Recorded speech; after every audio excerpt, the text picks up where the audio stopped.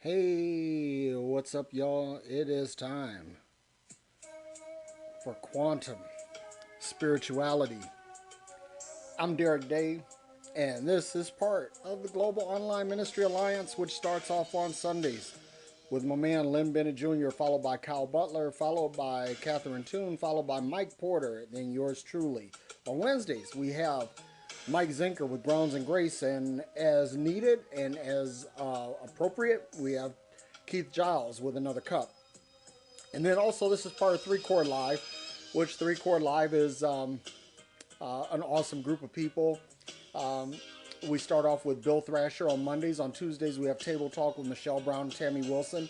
On Wednesdays, we have Catherine Toon. On Thursdays, Kyle Butler. On Fridays, yours truly, and as needed, Mike Zinker.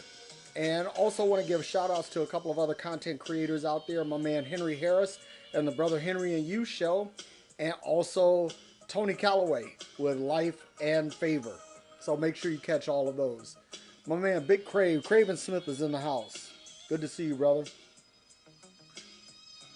And so you are listening to I'll Be Sure, Night and Day, which depending on where you are on the R&B spectrum, and if you're me, I think this is Al B's magnum opus. You know, I like a lot of his other stuff. You know, as a talented brother, he came from the Future Studios crowd out of Virginia Beach, Teddy Riley, and all of that. But just really, I love this groove, and the song is called Night and Day, and that's what we're talking about today. Is actually we're talking about light and dark in the quantum sense. So I'm just I'm really blessed, really excited about sharing this kind of stuff because I really think that a lot of what we've been taught church wise is just really not productive, you know, and it may have some use to some people at some point, and I can dig that. You know, here's the thing. I say this, that your mileage may vary. It's like what works for you might work for someone else, and then again, it might not. And that doesn't necessarily make it. Well, here's the thing. For me, it was wrong because a lot of this, we were taught, and I talked on Friday about prayer and how to seek wisdom, and it's like we have these prayers, and it's like right now, I'm I'm in a situation where I'm dealing with my parents getting old, and there are some challenges with that, and so the conventional wisdom would be to just pray about it, you know, and I've dealt with that on a lot of different things. I say, well, just give it over to God. God will fix it. God is in control, y'all. He'll fix it. No, God is not in control. Not like we've been taught. And I think that even if you might find that paradigm works for you, that the reality is that there's something better. There's something better. And when you get hold of better information, you make better decisions. My man Carl Butler is on. Larry Harris, Aaron Beaver. Thank you for joining. Ryan, thanks for joining. Listen, um, for example, if you are investing money, whether it be in real estate, whether it be stocks, whether it be crypto or whatever, it's like there was information that was available, like say 10 years ago, but with the advent of automated trading and different types of market indexing, that a lot of that information, even though the fundamentals of it might be good, it's obsolete today. And that's the big problem with theology, is that theology is the only branch, it's the only branch of study, the only field of study that just has not advanced. And the sad part is that there are people who are absolutely cool with that lack of advancement. Me, for one, I'm not. I'm not cool with things remaining the same. And to give you another example, I'm going to get from these examples into my actual talk in a minute. But there are people that they go out and they buy these cars from the 50s, 60s, and the early 70s, and there's a lot of nostalgia for these cars because there are people who believe that that was the golden age of the automobile. In other words, that the pinnacle of all things automotive, styling, technology, blah blah blah, that it reached a zenith at that point, and that is absolute garbage, because you can get a garden variety Toyota Camry with a V6 engine that will flat outrun most 60s muscle cars. That's a fact. I'm talking about a run of the mill M1 A1 family sedan that will absolutely kick the ass of most of what people regard as holy grail cars. So technology has advanced, and not only that, that Camry not only will kick those cars' ass, but it'll go, 25, 30 miles on a gallon of gas, which these things back in the 60s and 70s, 50s, 60s, and 70s, these cars got like single digit, like 7, 8, 9 miles per gallon. It's like it was so, they consume fuel so fast you could almost watch the gas gauge move. And that, so the thing is that we have to look at everything through new lenses in order to see an advancement in the state of the art. Okay, so that is where I am right now. So I'm into this quantum spirituality thing because I'm looking at everything that I believe spiritually now through the lens of quantum mechanics or quantum physics. Why? Because it is my goal as a, and I say this term reluctantly because I don't like to think of myself as a theologian, but as a theologian, just to use common common size terms, as a theologian, it is my desire to advance the state of the art. Let's get out of the dark ages and into some light, which that is a great segue into today's lesson. Light and dark. Light and dark. Now, I've said this many times before, that light can be measured. There is a unit of measurement that's called lumens. And based on lumens, I can determine how bright a source of light is. And I can also quantify that light based on its color, its place in the color spectrum. You have infrared, you have ultraviolet, you have all of these, you have yellow light, red light, blue light, all of these different lights, or different shades or gradations of light. But there is no measurement for darkness. It's like when someone asks the question, how dark is it? That's a question that cannot be quantifiably answered, because there is no measurement for darkness, because all darkness is the absence of light.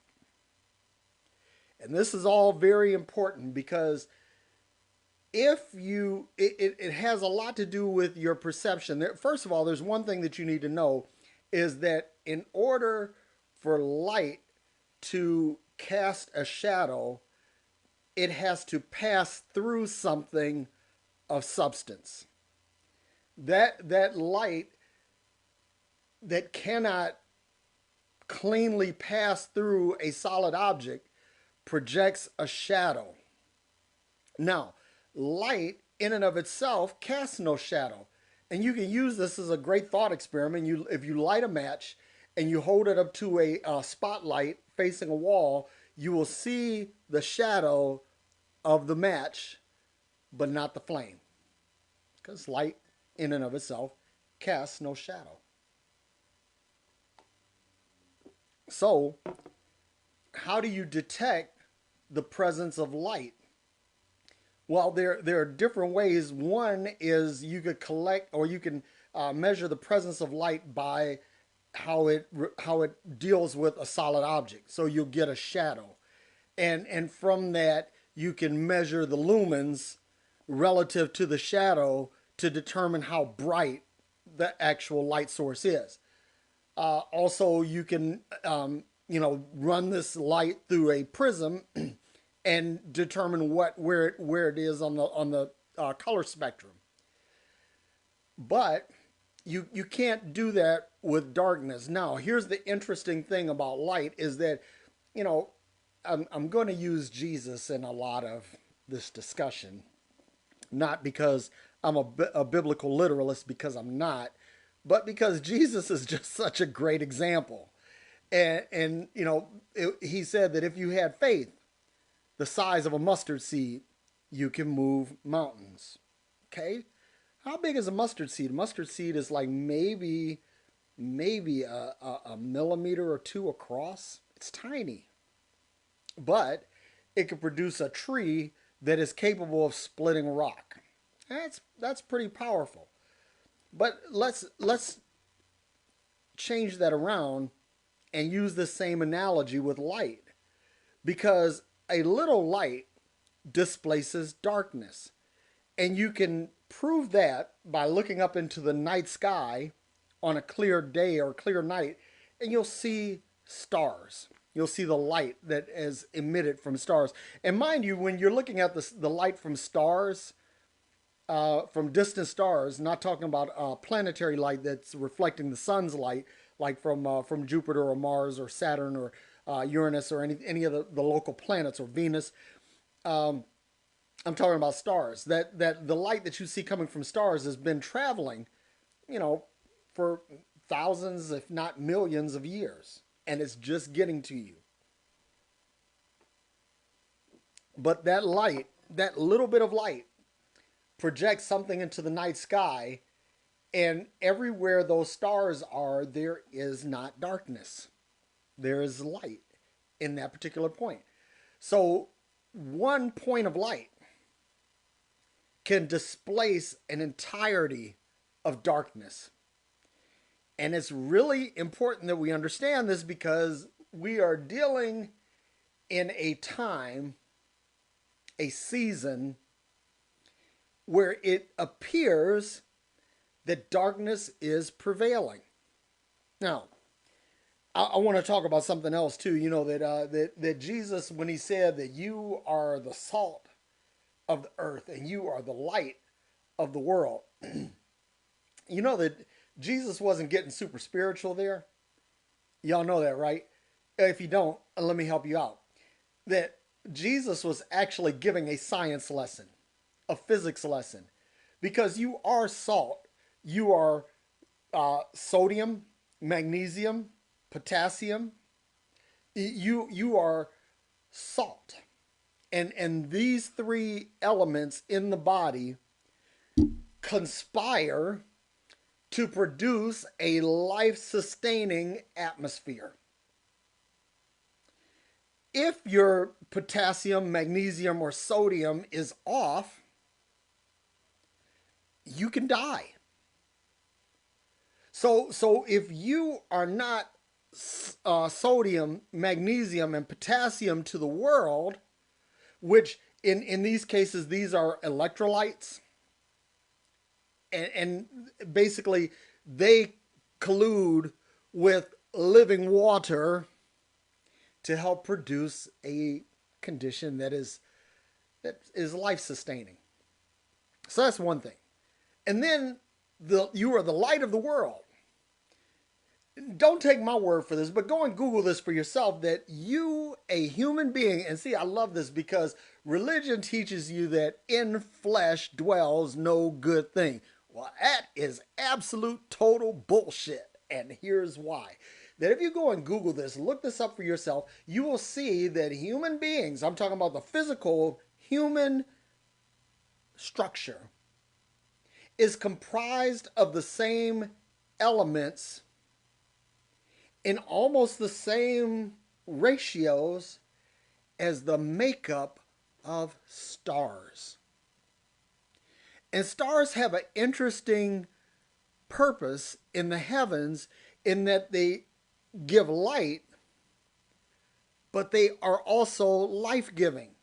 See, here in the earth, in our solar system, we live in this area relative to the sun that they call the Goldilocks Zone. In the Goldilocks Zone, it is just right for the type of life that we are, for a carbon based life. Okay?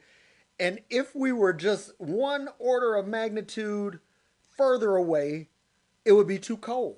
And if we're one order of magnitude, I won't even say one order of magnitude, it's like even, I think it's like 1/10 of an order of magnitude further away or closer to, life would not be sustainable.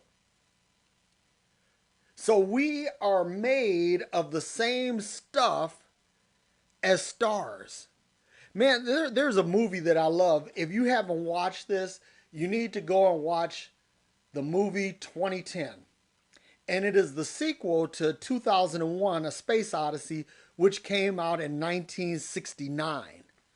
And what's amazing to me from the whole space travel aspect of it is that in 1969, Stanley Kubrick, who directed 2001, and Arthur C. Clarke, who actually wrote it, that these guys were looking into a fantastic future that by the year 2001, that we would have manned probes to some place as far off as Jupiter. And yet, here we are in 2020, and we barely have gotten past the moon. I mean, man-wise, we haven't gotten past the moon, which is a damn shame, but I digress. So they were looking, and so basically the premise around 2001 A Space Odyssey was this thing they called the monolith. And they found the monolith on the surface of the moon, and they began to study it and study it and study it, and they really couldn't figure out what it was, but they knew that it was communicating, it was saying something. And later scientists discovered this thing called the Higgs boson, which is quote unquote the God particle. It is like the thing that basically was at least the first thing present at the Big Bang. So this is sort of like God's creative signature, if you will. But anyway, back to the monolith. My understanding of these two movies is that the monolith was basically a aggregation of Higgs bosons at the point that people could understand it. But there is a scene in 2010, and I'm not going to give away the whole plot. You got to watch it for yourself, but it is a scene where it's basically carried over from 2001 A Space Odyssey that one of the astronauts, Dave, is looking into the monolith and he says, "My God, it's full of stars. My God, it's full of stars." Now, I like to think of it like this, that my God is full of stars. Because we dwell in God, which is the universe, but also God is in us. We are a physical manifestation of God, therefore we are God. We are light. That's the point that I'm getting at. We are light. Humanity is light.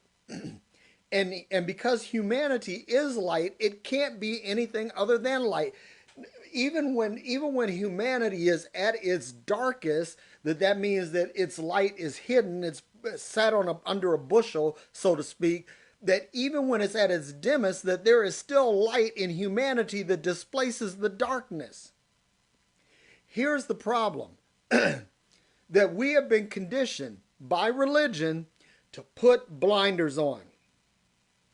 We have been conditioned to only let light in selectively. And sometimes it's not even to let light in. Religion doesn't teach to let light in. What it seeks to do is redefine what light is. And it seeks to redefine what salt is. Now, mind you, the understanding of light and the understanding of salt since the Dark Ages has advanced tremendously. We understand more about electrolytic substances and we understand more about the nature of light than we did at the time of Jesus. And we understand certainly more than the time of the Dark Ages. Heck, we understand more about these things just in the last 20 years than we ever had. And yet, all of this is religion attempts to obscure it so that you don't really see the totality and the fullness of who you are. See, people say, well, these are dark times. Darkness is all. And listen, according to your Bible, it says that in the beginning, God said, let there be light. And this, basically before the light showed up, that darkness was over the face of the deep. But when God said, let there be light, I defy you to find a passage in your Bible where God rescinds that command. Go ahead, look. Go ahead, start flipping your pages. Start looking. Google that shit. I mean, you listen. You are not going to find any place where God said, let there be darkness. You see, once God sets something in motion, it keeps going until it fulfills its purpose. And this is why the Big Bang, that is let there be light, basically there are stars forming in the universe at least as fast as there are human beings dying. I like to, and actually I think that there are probably stars forming faster than people are dying, which kind of leads me to the thought that there's more life in the universe than we know. Because I think that when we transition, from the earthly mortal coil to something dimensionally different, I think that there's a good chance that we become stars. Because we're made of the same material, and our spirits, I believe, take some of this material with it out into space, the multiverse, whatever you want to call it, and stars form. So I think that a lot of times when we're looking at new stars being birthed, we're seeing humanity transitioning. Now, I could be wrong. Your mileage may vary. But that works for me as a theory, because I'm a geek and I like far-flung things, and also I believe that the only way that you're going to advance the state of the art is to postulate a far-flung theory and either prove or disprove it to move the needle. So I'm all about moving the needle. But there's another part of darkness, and my friend Aaron Tomlinson pointed this out in one of his teachings, that we need to embrace the darkness in us. And this is really powerful because a lot of what happens in the human body happens in darkness. Your digestive system, your endocrine system, your respiratory and cardiovascular system, that by and large, there is no light present in that. You can be out in the sun and a little bit of light penetrates your skin and gets into different areas of the body. But for the most part, your body largely operates in darkness. Now, we're taught that darkness is this bad thing, that darkness is evil, and it even creeps into like racial things where things that are light are better than things that are dark. And this is the paradigm that religion has given us, and it's so pervasive that it gets into the fabric of many other things. Because I'll say this too while I'm here, is that I believe that religion is responsible for most of the problems that humanity faces. Okay, but this darkness is part of our makeup. That in order for us to have life, there has to be some things that take place in darkness. Children are conceived in darkness. And they only come to light once they pass the birth canal. The whole gestation of humanity is in the dark. And the Chinese philosophers, scholars, they get a lot of this right with the concept of yin and yang. You know, because you have the yin, which is the light, and you have the yang, which is the dark. And you can't, either one of those things by themselves are incomplete. And here's a little math lesson for you in the midst of this, is that if you look at the yin and the yang symbols in the circle of life, you'll find that they mimic what's called the golden ratio. And the golden ratio is found in so many places. It's like basically your face is comprised of two symmetrical golden ratios. Your ears are golden ratios. The golden ratio is found in your feet. It's found in your torso. It's found everywhere. It's found in the shell of snails. It's found in the anatomy of birds. It's found everywhere. And this yin and this yang is comprised of two elements that represent the golden ratio. Again, don't take my word for it. Go look it up for yourself. Because this will bless you, because what will happen is you'll start to look at things differently. You'll start to learn some stuff, and what it'll do is it'll force you to see things in a different light. This is what my goal is. I don't necessarily try to get people to think like me. I'm not trying to create clones, mentally or physically. And it's like my sons, I don't try to convince them to do what I've done. You know, when I was preaching, I never put my kids up as future preachers or any craziness like that. I've always wanted them to go out and seek their own way. That's why your Bible says, train up a child in the way that he should go, that when he gets old, he won't depart from it. That means you're supposed to train up the child in the way that they should go, not the way you think they should go. Big difference. Big difference. Okay? So this whole thing about darkness and what Aaron was saying in his teaching is that we fail to embrace our dark side. And this is sort of like the overarching lesson of the Star Wars series of movies and novels, that there is a light side, there's the light side, and there's a dark side. And that these things have to flow in harmony in order for life to continue as we understand it. And so what Anakin Skywalker, aka Darth Vader, was trying to do with Luke was to get him to cross over to the dark side. In other words, he wanted Darth Vader had so embraced the dark side to the point where light in him was not very evident. But we saw that at the end of Darth Vader's life, that there actually was still light in him. And it was this light that was in him that allowed Luke to survive and for the saga to continue. Because in order for there to be light, or life rather, there has to be light and there has to be darkness.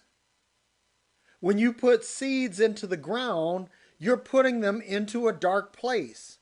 And they have to embrace that darkness until the season comes that they emerge into the light. And then what happens is that through photosynthesis, the plant that emerges from the soil begins to take nourishment from the light in order to survive, but it also takes comfort in darkness so that it has a chance to relax and repair its tissues. But it's this cycle of light and dark that eventually produces the ability for the plant to reproduce, so that another seed can come and be planted into a place of darkness and gestate so that it can emerge into the light and utilize the light in order to give life down the road. So what I'm saying is, we need to embrace the dark. We need to understand what is being produced in the dark. If we don't understand this, then we miss, I think, a huge part of humanity. It's interesting that light, from a quantum standpoint, is both a particle and a wave. And so it's a particle in the sense of a photon. A photon is a measurable object that appears in the quantum field and it produces light.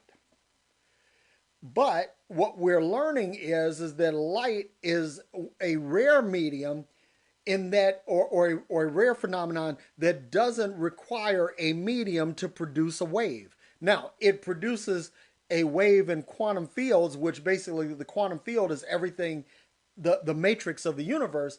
But in space is a vacuum, it's a void. And it's like, in order to produce waves in water, it's the energy that's transferred through the water that produces the wave. But light shines through the vacuum of space, and it produces a photovoltaic effect in the field of space, but it's also a wave that doesn't require a medium. Why is this important, right? Because here's the thing. People will say, I will shine my light when the conditions are right.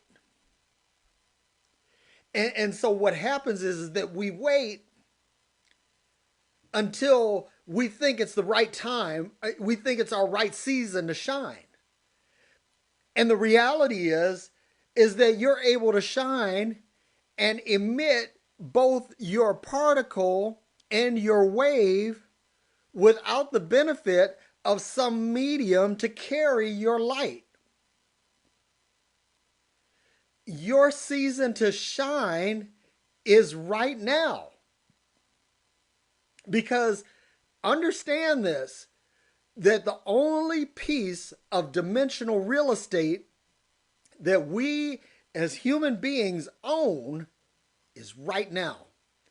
That is it. The past has been returned, foreclosed upon, paid for, whatever you want to say, but it is gone. And there is no reliving it. There is no going back to it. And the future is not promised. You don't know what changes in the quantum field will happen in the next moment that may affect your very being. So all you have is right now. So you can't say that, or you shouldn't say that I'm waiting for my season to shine. No, shine right now.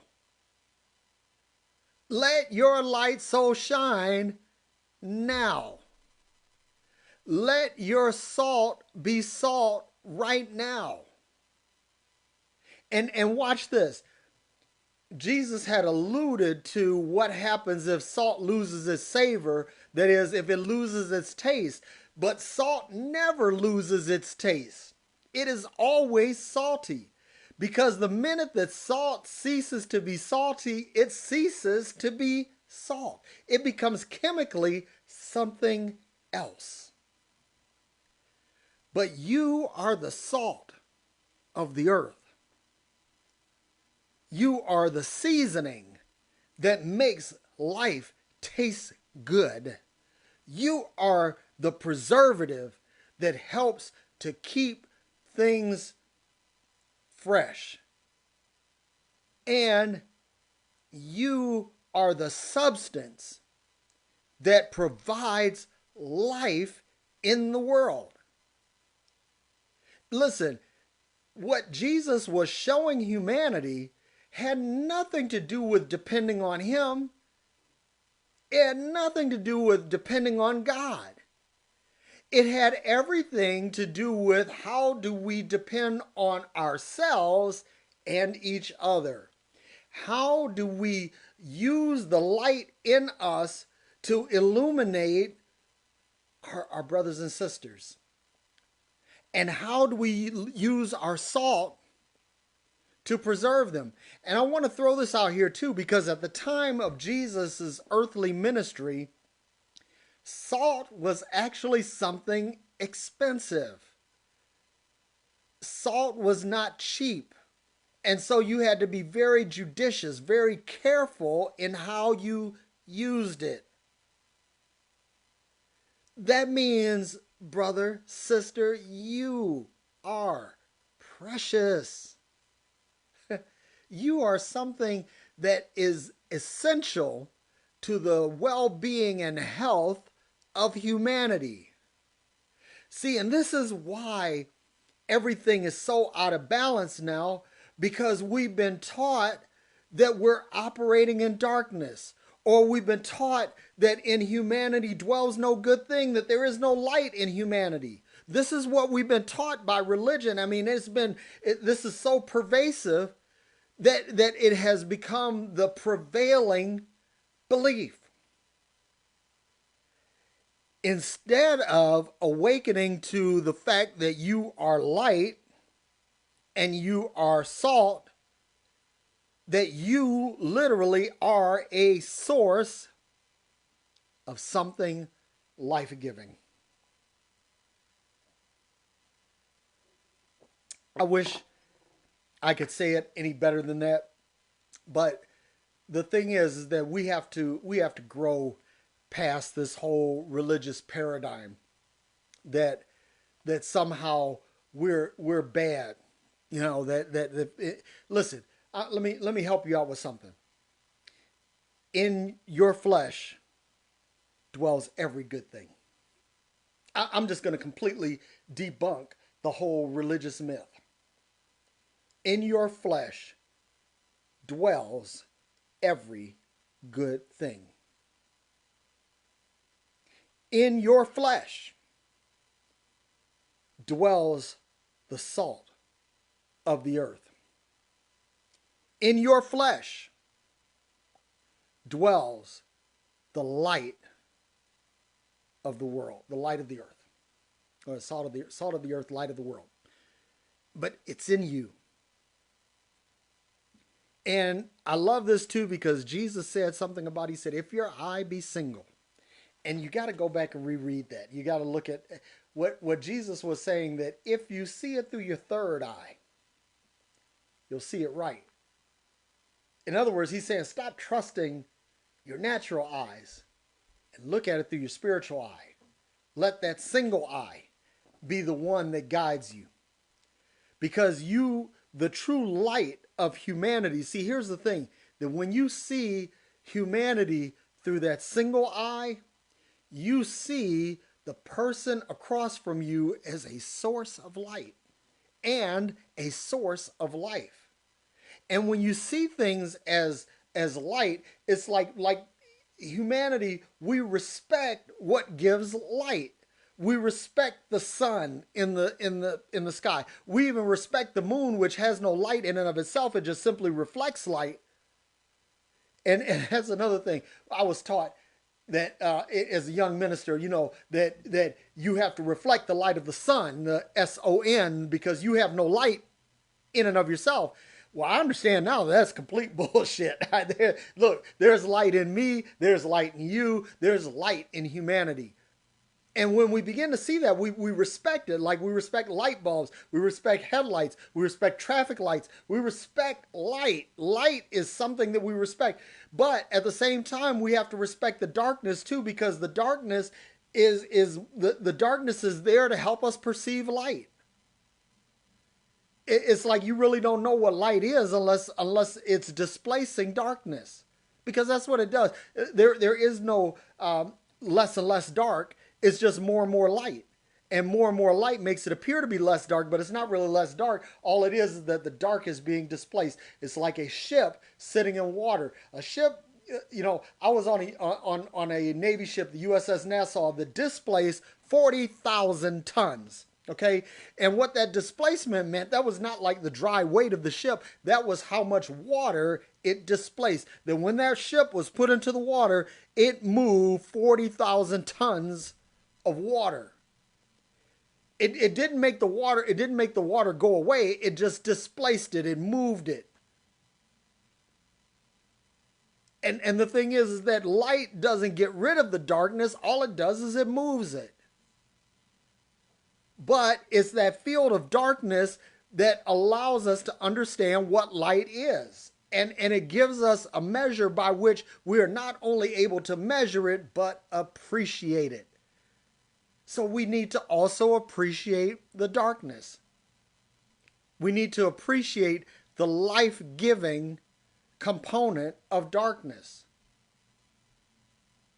Because unlike unlike what your president said, that that if you that if you shine light inside of a human body, that maybe you can get rid of diseases. Well, I don't know, maybe I just think that's a whole bunch of bullshit. But that's another story. That's not something that we do. That's not a prescribed method of. It's not life-giving. That's what I'm saying. So I think that that's pretty much all I have for you. Listen, you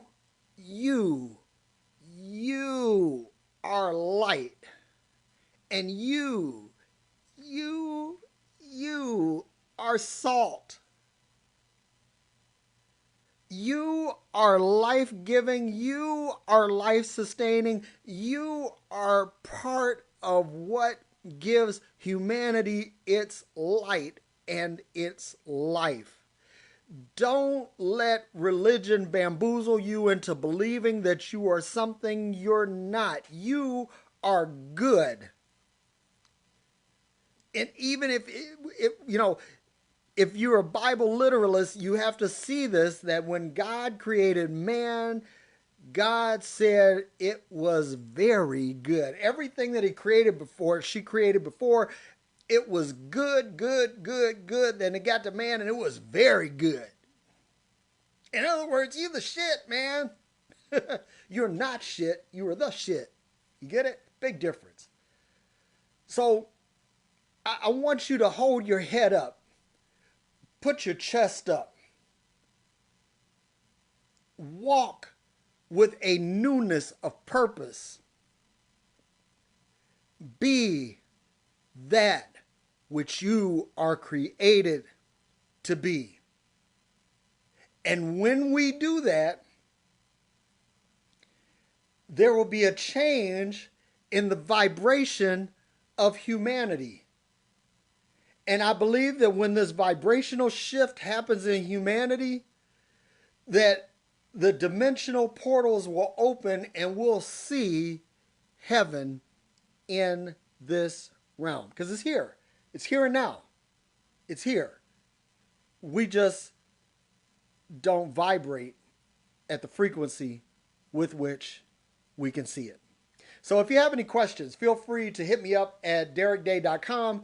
Click the link marked contact, and it will take you to a page where if you fill it out, it will give you a place where you can send me a message, and it comes to me as an email. And if you send it to me, I will respond. And also, there is a phone number that you can use to reach me if you call 623-251-5160.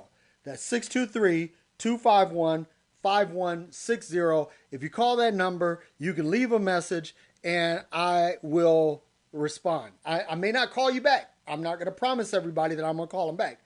But I will answer your message. And if it's really cool and you say that it's okay in your voicemail, I may use it in a podcast later on. I'm trying to figure out how to make all of that happen, but that's another thing.